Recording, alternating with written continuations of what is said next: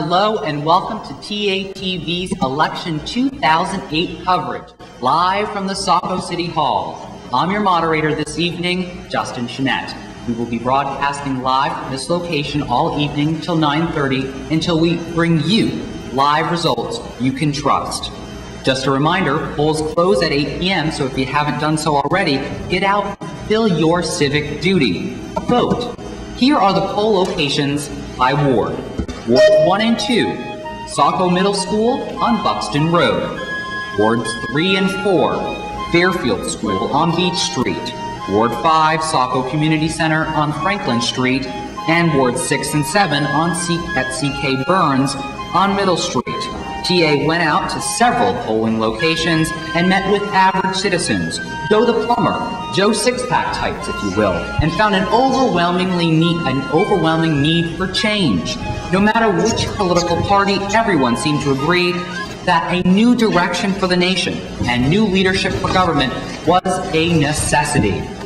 On the ballot, there are a number of candidates and questions ranging from city to state to national level. One of the questions in particular is the people's veto, which states, do you want to reject parts of a new law that changed the method of funding Maine's Durago health program through charging health insurance companies a fixed fee on paid claims and adding taxes to malt liquor, wine, and soft drinks? Joining me is the chairman of the Fed Up with Taxes campaign, Newell Arbor. Welcome to the show. Thanks, Justin. Thank you for having me. First off, what would it mean if you voted yes on this, and what would it mean if you voted no? Well, if people have got about, 45 minutes left to make that decision, and I suspect most of them already have or are about to, but a yes vote on question 1 will reject or repeal the act of the legislature whereby the legislature passed a new $75 million tax, and that tax is really, Justin, about $35 million on paid health care claims, and which is essentially going to be on your insurance premium, and then $40 million on literally every beverage that you could possibly find in your refrigerator except milk, plain water, and 100% juice. It's lemonade, it's iced tea, it's sports drinks that Thornton Academy athletes use at the end of a game or at the end of a practice. It's tonic water, it's soda water, ginger ale. It's literally juice drinks that young kids might enjoy at a soccer game at the end of the on a weekend in a soccer league or something like that. And I know TA's got a great soccer program, so I'm sure that some of them probably enjoyed that as kids. It's a massive tax, and what the Fed Up with Taxes campaign is about is encouraging people to do a yes vote to reject this tax. What would be the financial repercussions of taxing beverages, particularly on the small businesses who are really struggling in this economy? That's a great question, and I appreciate you asking it. We actually commissioned a study, which we paid for. We asked the University of Maine Department of Economics professor to take a look at his opinion on what he thinks the effect would be. And Justin, he looked at a number of different factors throughout the country, the current price, how when you increase prices, what the effect is, and also the closeness of a large portion of the population to the border to where they could go get those products elsewhere. He came back, and his report determined that we would lose $26 million in sales every year. That's over and above the $75 million in taxes you're going to pay. You're going to lose $26 million in sales every year, and perhaps as much as 400 jobs. And I know, people in this area know about when the GE plant in Sanford shut down. That was 200 people, and this is going to be twice as much as that. And not only that is that and I think anyone in York County can appreciate this. The effect of that $26 million in sales, I suspect is going to be felt hardest along the border. You think about how often people in this area, or in Biddeford, or as you work down along the turnpike, how close those folks are to the New Hampshire border, how often they may go over already for any number of different things, to see friends, to get down to Boston. You look at those New Hampshire stores, and overnight they will double in size, because you'll buy literally every beverage you could possibly want at those stores except milk, and that's going to be a real impact on on small businesses like restaurants and convenience stores, innkeepers. They're the backbone of the Maine business community, and I think it's going to be a terrible impact, which is again why we're encouraging folks to vote yes to reject the tax. Others have said that if this particular measure doesn't pass, it would take over $55 million away from the Deergo program in the next 3 years. Is that true?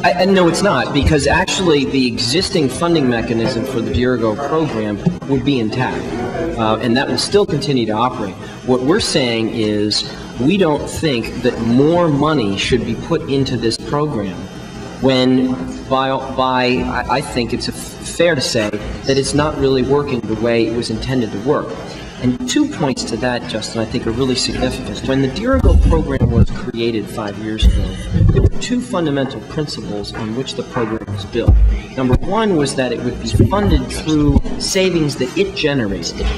And number 2, they would never need any taxes to prop it up.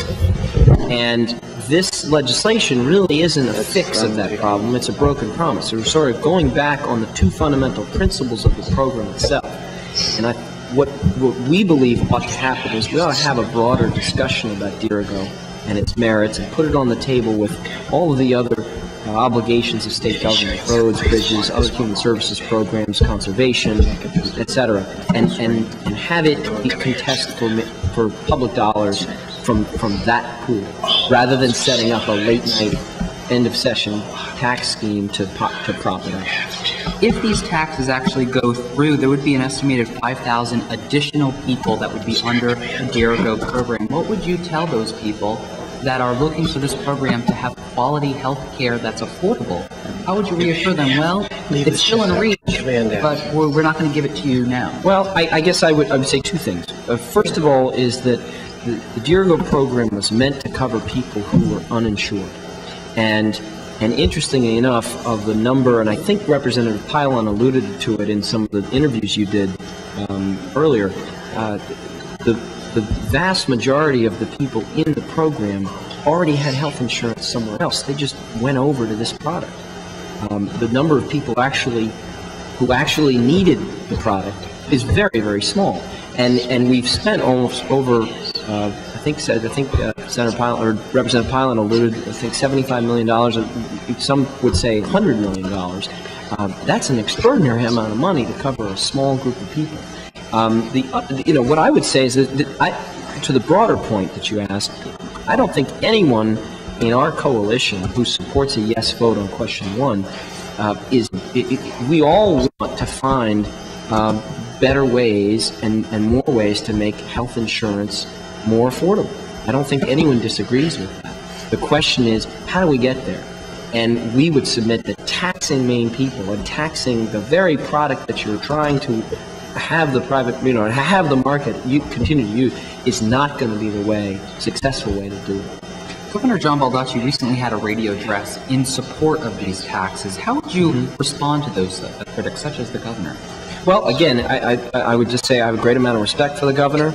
I think that, again, I think it was, it may have been Representative Valentino who alluded to it.